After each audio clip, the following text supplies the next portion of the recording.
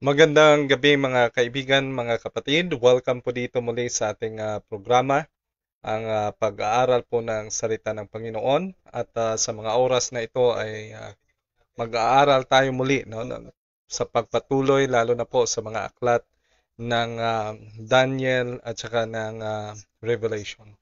So sa gabi pong ito mga kaibigan, mga kapatid, purihin po natin ang Panginoon sa kanya pong kabutihan na nag-sustain po sa atin hanggang sa mga oras na ito na tayo po ay iningatan at muli po tayo nagkaroon ng pagkakataon ng pag-aralan ang kanyang mga salita. Kaya po mga kaibigan, no, bago po tayo magpapatuloy sa ating pag-aaral sa gabing ito, ay nais ko po kayong anyayahan sa isa pong panalangin. Ama po namin na nasa langit, maraming salamat po Panginoon sa iyong biyaya na ipinagkaloob po sa amin. At maraming salamat po sa iyong dakilang pagmamahal na hindi niyo po kami iniwanan na ah, walang kaalam-alam dito po sa sanlibutan. Ngunit kami po ay binigyan ninyo ng gabay ng iyong katotohanan upang kami po ay hindi po malinlang ng kaaway. Tulungan niyo po kami, Panginoon, sa gabing ito habang kami po ay mag-aaral ng iyong mga salita, ay mabuksan ang aming puso at isipan na ito po ay aming maintindihan at maging dagdag kalakasan sa aming pananampalataya po sa inyo. Patawarin niyo po kami, Panginoon, kung saan man kami nagkasala laban po sa inyo. Ito pong aming samot dalangin sa matamis na pangalan ni Jesus naming tagapagligtas. Amen. Muli mga kaibigan, mga kapatid, welcome dito po sa ating programa, ang pag-aaral po ng salita po ng Panginoon. At sa gabi pong ito ay mag-aaral po tayo, no, ng kasunod na chapter sa Revelation. Nung nakaraan po ay atin pong napag-aralan itong chapter 15, no, of Revelation, na ito po ay tumutukoy, no, or pinag-usapan po dito yung paghahanda para po sa pagbubuhos ng Panginoon ng kanya pong parusa dito po sa sanlibutan, lalo na po, no, sa mga tumanggap sa marka or tanda ng hayop. At ganoon din po, no, na meron pong uh, pagpapaalala po sa bawat isa sa atin na tayo po, no, ay kailangan na magkaroon ng um, victory, no? Kasi nakita po doon that those who have gained victory over the beast, over his image, over the mark, and over the number of his name, sila po ay binigyan ng Panginoon ng biyaya ng buhay na walang hanggan. At ito po ay napakaganda pong pag-asa mga kaibigan, mga kapatid, para po sa bawat isa sa atin. So, dito po, no, ay makikita po natin yung pagpapatuloy, no, na we are already in Revelation 16. No? So, sa Revelation 16, mga kaibigan, mga kapatid, ay makikita po natin, no, the Revelation 16, seven last plagues. No? It is talking about the seven last plagues. Pero unahin po natin, mga kaibigan, yung first five. No? Magkakaroon po tayo ng separate na topic with regards to the sixth and the seventh commandment. No? Lalo na po that it relates to the yung tinatawag po, no, na the Battle of Armageddon. So dito po mga kaibigan ay atin pong titingnan, no, Revelation 16 verse um, the whole chapter, no, but we will go through the first five plagues mga kaibigan. Lahat-lahat po, no, meron pong pito kung nung nakaraan po ating napag-aralan sa Egypt when God has wrote, nung ginawa po ng Panginoon yung kanyang pagligtas, yung pag-deliver po ng Israel mula po sa Egypt. No? Yun po yung Exodus. Mabasa po natin yung kanila pong karanasan doon po sa the book of Exodus. Makikita po natin doon that the deliverance, no, yung deliverance po na ginawa po ng Panginoon ay pinangunahan ng pagbuhos ng kanya pong salot doon po sa bansang Egypt. So the same with, no, dito sa atin pong kapanahunan, as they have traveled towards the promised land, no, the earthly Canaan. Sa atin pong kapanahunan mga kaibigan, mga kapatid, our travel is towards the heavenly Canaan. And this will be preceded also, no? Ito po ay mayroong pagbubuhos din, no, ng salot po ng Panginoon sa lahat po ng pipigil, magpaparusa sa lahat ng gustong magsamba sa Panginoon. So makikita po natin na darating po yung time na magiging marahas at meron pong pagpipilit sa pagsamba sa hindi po totoong Diyos. Kaya mga kaibigan, dito po, no, sa Revelation 16, mababasa po natin, sabi po dito sa Great Controversy, page 613, no? When the third angel's message closes, no, kung matatapos na po yung message ng third angel, mercy no longer pleads to the inhabitants of the earth. The people of God have accomplished their work. No?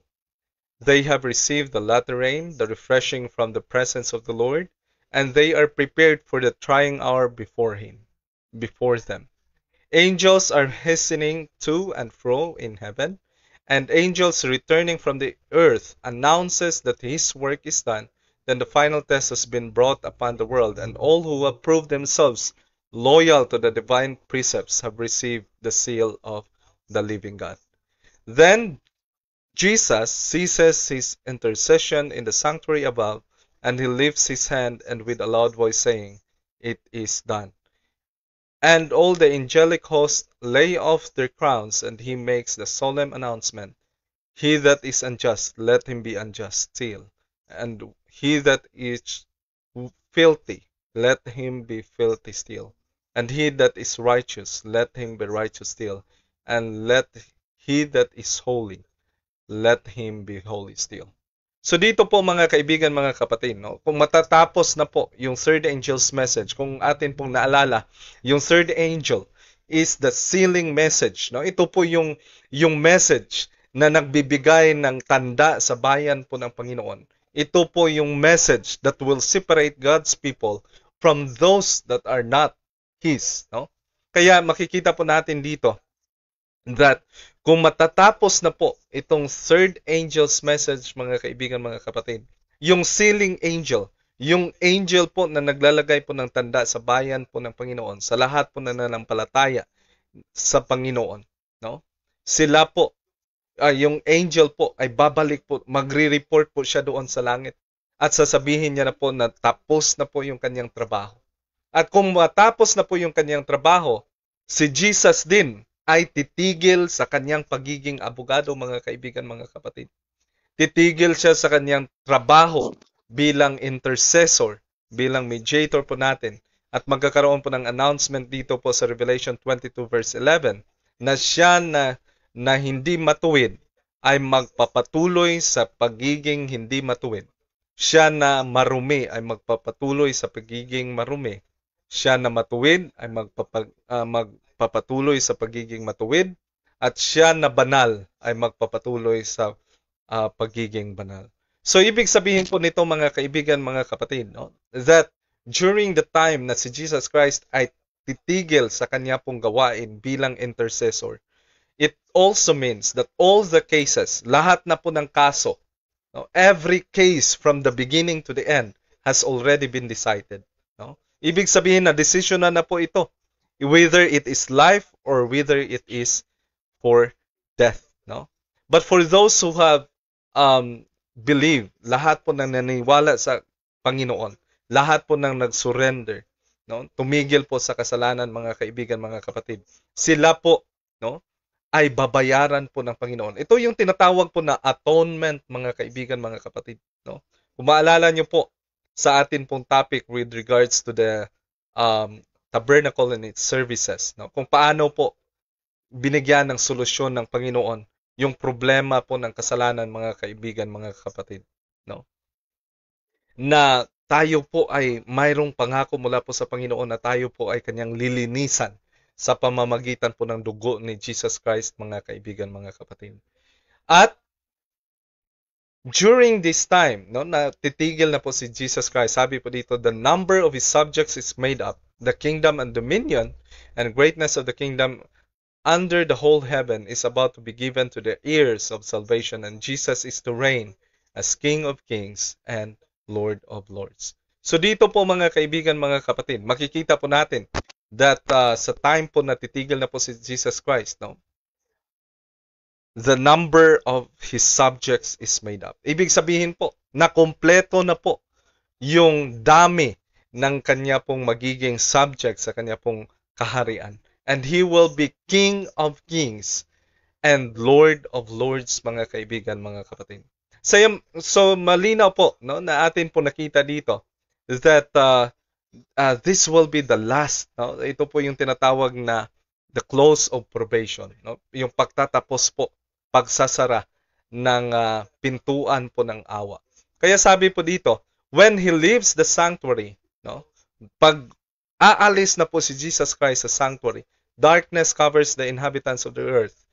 In that fearful time, the righteous must live in the sight of holy God without an intercessor. No? So sa nakakatakot po na panahon na yan, mga kaibigan, mga kapatid, tayo po ay tatayo na po sa harap ng Diyos na wala na pong papagitna, no? Kasi titigil na po si Jesus Christ sa kanya pong gawain. Wala na pong tatakip sa atin pong karumihan. Wala na pong tatakip sa atin impute, no, ng righteousness po sa atin. Wala na pong tatakip, mga kaibigan, mga kapatid. We will be wearing, tayo po ay magsusuot ng sarili po nating damit, mga kaibigan. At kailangan po na malinisan po yun bago po dumating ang panahon na ito. And during this time, no, na natatayo po yung bayan ng Panginoon sa harap po ng Diyos without an intercessor, the restraint which had been upon the wicked is removed, and Satan has entire control of the finally impenitent. So ibig sabihin po dito, mga kapatid, kung naalala niyo po yung Revelation 7 na meron pong apat na angel na pumipigil po sa apat na hangin. Ito po yung time of trouble, no? Ito po yung final trouble, no? Ito po yung tinutukoy po sa Daniel 12 verse 1 na troublous time, no? Ito po yung kaguluhan na kailanman ay hindi pa po nangyari dito po sa sanlibutan. Bakit po tinatawag po na hindi pa po nangyari sa sanlibutan ito, no? Kasi this will be the time, no, na aalisin po fully ng Panginoon yung kanya pong restraint. Ibig sabihin po, hindi na po pipigilan po ng Panginoon ang lahat ng mga kalayawan po ng tao. Hindi na po magkakaroon ng restraining power ng Holy Spirit. Ibibigay na po yung buong sanlibutan, yung buong sangkatauhan, mga kaibigan, mga kapatid, sa kamay ni Satanas. 100% po, mga kaibigan. At sabi po dito, God's long suffering has ended and the world has rejected His mercy, despised His love, and trampled upon His law. No? So makikita po natin, no, there is a sample. Kung naalala nyo po yung atin pong pinag-aralan with regards to the French Revolution, kung ano po yung nangyari, mga kaibigan, mga kapatid, na hinayaan po ng Panginoon na gumawa, no, or gawin ng kasamaan ang kanila pong kalooban. Kaya makikita po natin dito, mga kaibigan, mga kapatid, that God will not restrain. Isipin nyo po, yung mga drug addict, yung mga masasamang tao, mga kaibigan, wala na pong pipigil sa kanila. Wala na pong pipigil. Isipin nyo po kung ano pong mangyayari. Lahat ng gusto po ng tao na hindi po sang-ayon sa kalooban ng Panginoon ay hindi na po pipigil po ang Panginoon. Hahayaan niya na po sa kamay ng kaaway. Kaya magkakaroon po talaga ng napakatinding kaguluhan dito po sa sanlibutan. Kaguluhan na kailanman ay hindi pa po nangyari, mga kaibigan. So sabi po dito, the wicked have passed the boundary of the probation, and the Spirit of God persistently resisted has been at last withdrawn. No? Unsheltered by divine grace, they have no protection from the wicked one, and Satan will plunge the inhabitants of the earth into one great final trouble. As the angels of God cease to hold the check the fierce winds of human passion, all the elements of strife will be let loose, and the whole world will be involved in ruin more terrible than which come upon Jerusalem of old. No? Alam niyo mga kaibigan, nakaka-witness po tayo ngayon ng mga trahedya, ng mga kalamidad, ng mga gyera, no? Nababalitaan po natin 'yan mga kaibigan, mga kapatid. Isipin niyo po yung mga karumal-dumal na mga pangyayari po dito sa sanlibutan ngayon na atin pong nawi-witness, no, sa atin pong kapanahunan. Yan ay meron pa pong restraining power ng Panginoon. No? Ibig sabihin, nandyan pa po yung proteksyon ng Panginoon.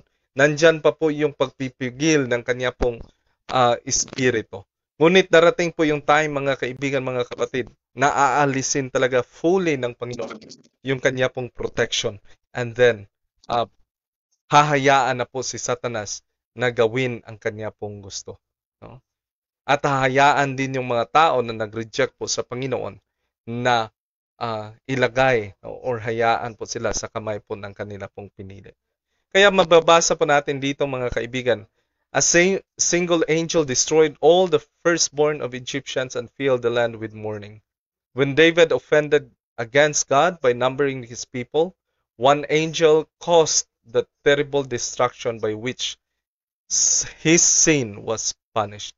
The same destructive power exercised by holy angels when God commands will be exercised by evil angels when He permits. There are forces now ready and only waiting the divine permission to spread desolation everywhere. Alam niyo po yung mga nakikita po nating nagbabadya po ng mga kaguluhan, gyera, mga kalamidad, no? Familiar po na pinag-usapan ngayon yung tinatawag na climate change. Alam niyo mga kaibigan, mga kapatid, darating po ang time, no?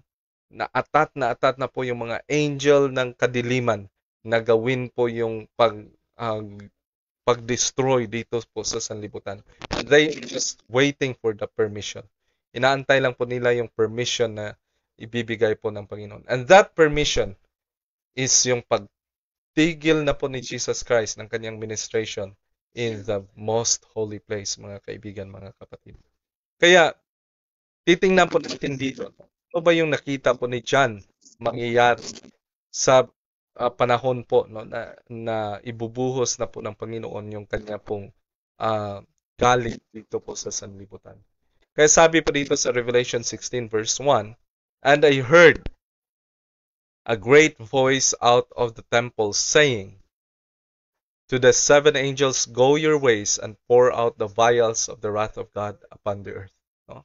So sinabihan niya po yung seven angels na nakita po natin doon sa Revelation 15 na pinag-ready po sila. Dito po ay sinabihan na po sila ng Panginoon, pumunta na kayo at ibuhos niyo na po. Ibuhos niyo na ang galit ng Diyos, no? Doon po sa sanlibutan. At ito po mga kaibigan, mga kapatid, ang nangyari. So sabi po dito sa Review and Herald, January 11, 1887, John witnessed the terrors of the last days. John was a witness of the terrible scenes that will take place as the signs of Christ's coming. And he saw armies mastering for battle and men's heart failing them for fear. He saw that the earth moved out of its place. The mountains carried into the midst of the sea, the waves thereof roaring and troubled, and the mountains shaking with swelling thereof.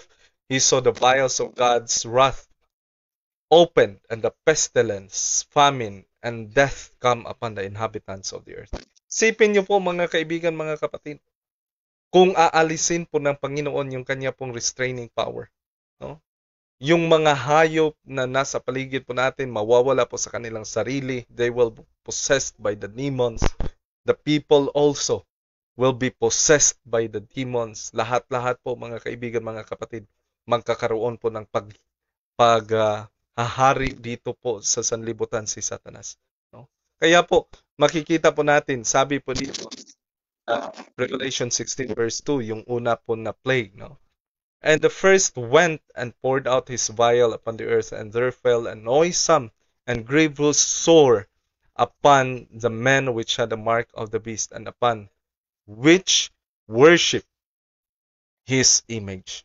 So dito po, no, makikita po natin nung binuhos po ng unang angel, mga kaibigan, mga kapatid, ang nangyari po, nagkaroon po ng noisome and grievous sore, no?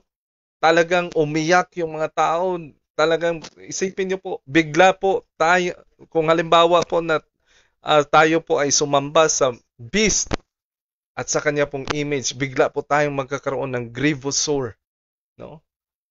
Ngayon nga na lumalaganap yung monkeypox, nagkakaroon po tayo ng tinatawag na takot, mga kaibigan, mga kapatid, nung time po ng pandemic, no? Takot po yung mga tao. Pero dito po, no, sa lahat po ng mga hindi na katanggap ng tanda po ng Panginoon, sila po ay magkakaroon ng grievous sore, mga kaibigan, mga kapatid. Atin pong babasahin, ano bang ibig sabihin nito? We can read that one in Isaiah 3:16, mga kaibigan, mga kapatid. Sabi po dito, moreover, the Lord saith, because the daughters of Zion are haughty, and walk with a stretched forth necks and wanton eyes, walking and mincing as they go, and making a tinkling with their feet. Therefore the Lord will smite with a scab the crown of the head of the daughters of Zion, and the Lord will discover their secret. Alam niyo po yung mga pinapaganda po ng mga tao ngayon, yung mukha, yung buhok, yung iba't ibang bahagi po ng ating katawan. Alam niyo po, sabi po dito, magkakaroon po yan ng scab, mga kaibigan, mga kapatid. In that day, the Lord will take away the bravery of their tinkling ornaments about their feet, and their coals, and their round tires like the moon, the chains, and the bracelets, and the mufflers. At sabi po dito sa verse 20, the bonnets and the ornaments of legs and headbands and tablets and earrings, the rings and nose jewels, the changeable suits of apparel, and the mantles and the wimples and the crisping pins, the glasses and the fine linen, and the hoods and the veils. And it shall come to pass that instead of sweet smell, there shall be a stink, and instead of girdle, a rent, and instead of well-set hair, baldness, and instead of stomacher, a girding of sackcloth, and burning instead of beauty.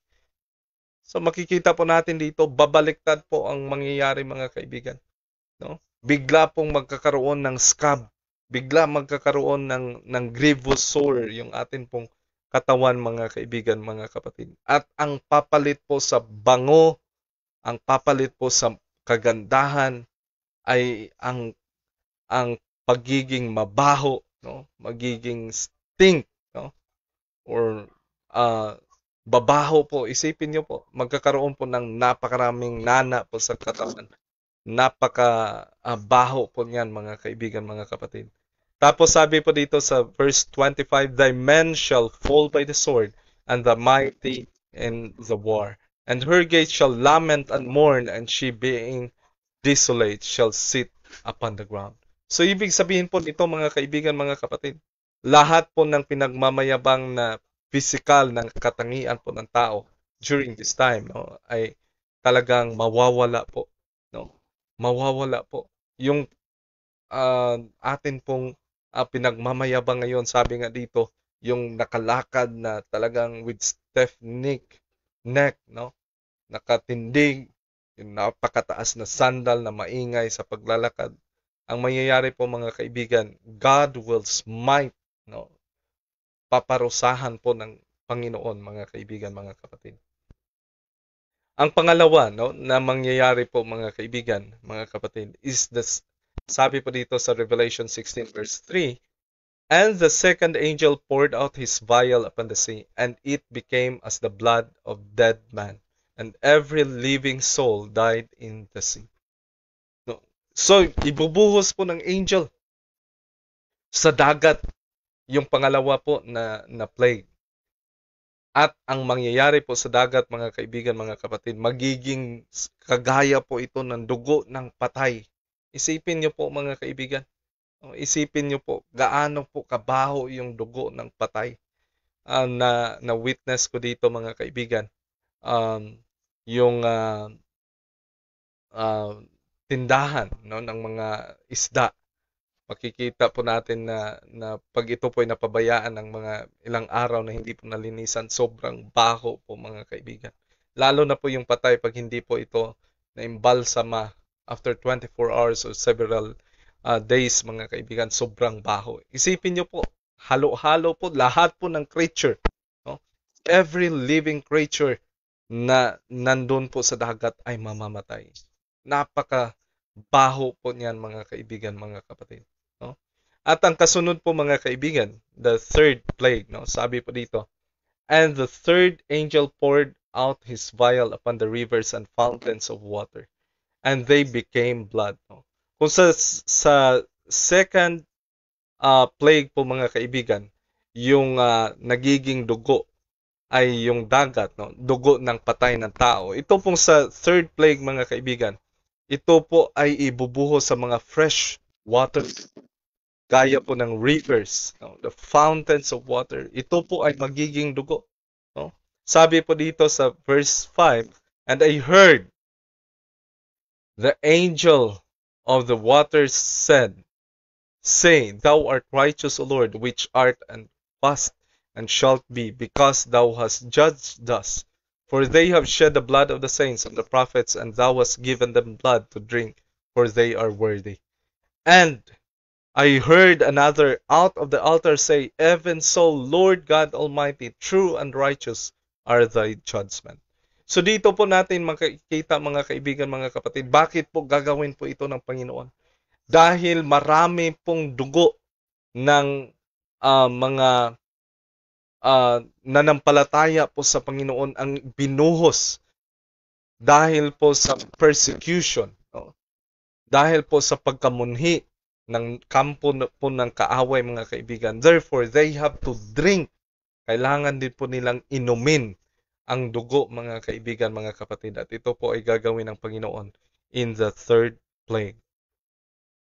Sa fourth plague po mga kaibigan, Revelation 16 verse 8, sabi po dito, and the fourth angel poured out his vial upon the sun, and the power was given unto him that scorched men with fire, and men were scorched with great heat, and blasphemed the name of God, which had power over these plagues, and they repented not to give him glory. So ang kasunod po, no, yung pang-apat po na plague, bibigyan po ng power yung sun na sunugin po yung mga tao, no? But atin pong tatandaan mga kaibigan, mga kapatid, during the time of the close probation, those who have received the mark of the beast at nagpatuloy po sa pag-worship sa beast and his image, magkakaroon po nitong mga plagues, no? Ngunit yung kamatayan po mga kapatid ay hindi pa po darating, no? Ang kamatayan po ay darating sa pagdating po ni Jesus Christ, that all will be destroyed by the brightness of His coming. Kaya po mga kaibigan, mga kapatid, makikita po natin dito, no, that sa nangyari na ito, na sobrang init, no, meron ka pang grievous sore, wala ka pang mainom, wala ka pang makain. At nagdagdag po itong tinatawag po na sobrang init po ng araw, kaibigan, mga kapatid. Pero nakita nyo po dito sa 16 verse 9 na yung mga tao na hindi po, no, tumanggap sa kay Jesus Christ, mga kaibigan, mga kapatid, hanggang sa panahong ito, kanila pong blaspheme, no, yung Panginoon. Kanila pong sinisisi ang Panginoon. At hindi po sila nagsisisi upang bigyan po ng kaluwalhatian ang ating Panginoon. Hindi po. Sila po ay patuloy na nagrebelde, nagpapakita po ng kanilang rebellion laban po sa Panginoon, mga kaibigan, mga kapatid. Kaya dito po makikita po natin, no, na kung tayo po ay mamumuhay nang hindi po sang-ayon sa kalooban po ng Panginoon, time will come kahit na ito na po, dumating na po itong parusa, nakilala na po na nasa mali, ngunit talagang matigas na po mga kaibigan, mga kapatid, that repentance, yung repentance po ay hindi na po ito mangyayari sa lahat ng hindi po tumanggap sa Panginoon. And in the fifth plague, yung panglima po mga kaibigan, mga kapatid, sabi po dito in Revelation 16 verse 10, and the fifth angel poured out his vial upon the seat of the beast, and his kingdom was full of darkness, and they gnawed their tongue for pain and blasphemed God of heaven because of their plaints and their sores and their and repented not of their deeds. So makikita po natin dito mga kaibigan, mga kapatid, yung darkness po ay mangyayari po sa seat ng beast, no? Saan ba itong seat ng beast, no? It is in the Vatican City in Rome, mga kaibigan, mga kapatid. Magkakaroon po ng kadiliman. At ang lahat po, no? Ang lahat po will gnaw their tongues for pain, no? They will gnaw their tongues for pain, and they blaspheme God of heaven because of their pains and their sore, and repented not of their deeds. Kaya makikita po natin dito mga kaibigan, no? Paano po kung yung tinitingala na Diyos, representative ng Diyos dito sa sanlibutan, ay maapektuhan nitong plague, mga kaibigan, mga kapatid? Will they still continue, no? Patuloy pa rin ba silang susunod dito? Patuloy pa rin ba silang makikinig dito, mga kaibigan, mga kapatid, no? So yan po ang ating titingnan sa susunod po ng ating pag-aaral, no? We will be studying about the next plague, no? The sixth plague, about the Battle of Armageddon, at yung kasunod po mga kaibigan, mga kapatid, which is the seventh plague. Atin po yung pag-aaralan, mga kaibigan, kung ipahintulot po ng Panginoon bukas po ng gabi, no? Sa ganito pa pong ganito ring oras, alas 8, mga kaibigan. At sana po, no, na bago po ito mangyari, mga kaibigan, mga kapatid, habang nandyan pa po si Jesus Christ sa most holy place, we can have a decision na tayo po ay mag-decide na papanig po sa Panginoon. Every now and then sa atin pong gagawin, ang lahat po ay gagawin po natin para sa kaluwalhatian po ng Panginoon, no? Gawin po natin yung repentance, pagsisisi, habang pwede pa pong magsisi, mga kaibigan, at pwede pa pong malinisan tayo mula po sa ating pagsisisi, no? Kaya po, pagpalain po tayo ng Panginoon sa mga oras na ito, no? Sa ating pong mga viewers, sana po, no, kasama ng inyong pamilya ay pupunuin po kayo ng pagpapala ng Panginoon, at paghanap po tayo ng shelter. No? We can find shelter in Jesus Christ before this thing would happen in this earth, mga kaibigan, mga kapatid. Hindi po ito uh, haka-haka, no? Because it had happened in the history before. Kaya po mga kaibigan, mga kapatid, tayo po ay manalangin, tayo po ay magsigasig, no, sa paghahanda para po sa nalalapit na pagparito po ng ating Panginoon na si Jesus Christ. Bago po tayo magtatapos, mga kaibigan, mga kapatid, kayo sa pong panalangin. Ama po namin na nasa langit, maraming salamat po, Panginoon, sa inyo pong dakilang pagmamahal sa bawat isa sa amin. Na kami po ay yung iningatan, ginabayan sa amin pong pag-aaral sa gabing ito. At sana po, Panginoon, ay amin pong ma-realize ang kahalagahan ng paghahanda upang ang bawat isa po sa amin ay magkaroon po ng proteksyon, na hindi po kami maapektuhan sa pagbubuhos po ng iyong galit. Panginoon, wala po kaming magagawa sa aming sarili, kaya kami po ay iyong ingatan. Kami po ay iyong i-guide sa iyong pong banal na espiritu upang ang lahat po ng aming gagawin, ang aming desisyon ay magdudulot po ng kaluwalhatian sa iyong pangalan. Ingatan niyo din po ang aming mga viewers, kasama po ang kanilang mga pamilya, kung saan man sila ngayon at kung anumang sitwasyon na nandun po sila. Kayo po, Panginoon, ang bibigay ng pag-asa palagi, magbibigay ng kapayapaan sa aming puso't isipan, na kami po ay magpapasalamat at magpapatuloy sa pagpuri po sa inyo sa kahit anuman pong mga pangyayari dito po sa sanlibutan. Ingatan niyo po kami sa gabing ito, Panginoon. Ilayo niyo po kami sa lahat ng kapahamakan upang ang bawat isa po sa amin ay maging ligtas at makagising po sa umaga na muli pong makapagpasalamat sa iyong pagmamahal sa bawat isa. Ito pong lahat, Panginoon, ay amin pong dinadalangin. Inaasahan po namin matatanggap sa matamis na pangalan ni Jesus namin tagapagligtas. Amen. Muli mga kaibigan, mga kapatid, marami pong salamat sa inyo pong pagsama sa ating pag-aaral sa gabing ito, at nais ko pong batiin ang ating mga viewers at sa lahat po nagbigay ng kanila pong reactions sa atin pong live ngayong gabi, mga kaibigan.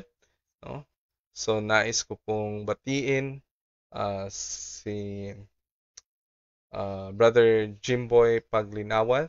Kumusta dyan, kaibigan? At ganoon din po kay Brother Hosea Okioma. Doon po sa Mongolia, ito si Brother Hosea.